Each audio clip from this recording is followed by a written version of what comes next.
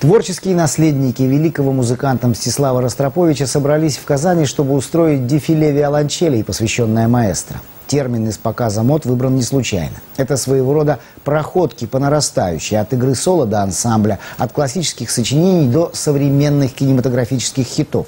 Звуковая палитра виолончели способна раскрыть все движения человеческой души. Дмитрий Пивоваров продолжит. Концертоприношение Мстиславу Ростроповичу проходит ежегодно во всех странах, где ступала нога великого маэстро и где трудятся теперь его многочисленные ученики. Он всегда находил с ними общий язык, но, похоже, имел некий дар общения с теми, чью музыку играл на протяжении всей жизни. Когда я дирижирую или когда играю, даже я вижу их лица, они как будто ко мне спускаются.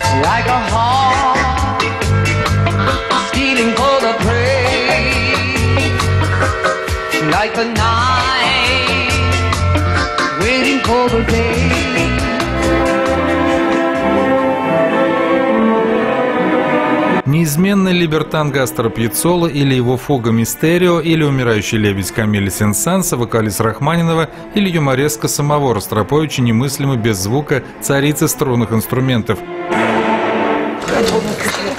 А вы из Казани, да? Конечно, из Казани. На дефиле виолончели в Казани встретились представители двух школ – московской и казанской. Музыка виолончельная покажется в совершенно различных нарядах, скажем так. От Баха, от Моцарта, вы видите там наряды, нет от Моцарта, нет от Пьяццолы. Ну, в общем, различные. От Генделя, можно сказать, сегодня музыка от многочисленных музыкальных кутюрье. Духовный наследник Мстислава Ростроповича Денис Шаповалов уже зарекомендовал себя не только как, цитирую, маэстро, блестящий талант, но и как демократичный, в общении доброжелательный собеседник. У начинающего казанского артиста Василия же Степанова сейчас идет настоящее головокружение от успехов. И в прямом, и в переносном смысле. Все производится статусно. Есть просто бесконечная любовь, безмерное обожание моего инструмента, моей конкретно виолончели, какой-то такой гордости, или я не могу найти именно в игре. Но просто я люблю свое дело, люблю свой инструмент.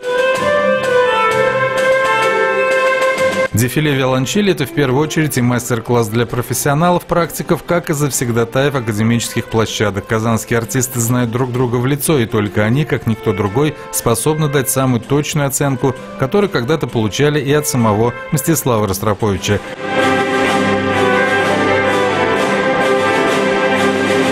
Дмитрий Пивоваров, Айгуль Низамудинова, Альфред Камилевский, телеканал «Эфир».